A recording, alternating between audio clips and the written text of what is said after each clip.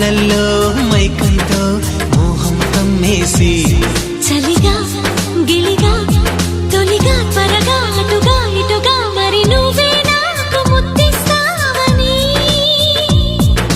తడివేదాలు ముద్దిస్తావని నమ్మడానికి ఎంత బాగుందో నీకోసం రెక్కల గుర్రం ఎక్కి వస్తానని పగడపు దీనికి నిన్నే నేను తీసుకెళ్తానని ఇక ఏనాటికి అక్కడే మనము ఉంటామని నమ్మడానికి ఎంత ఇంకా రామరకుండ జిగురు అనేది పోతుంది అన్నమాట.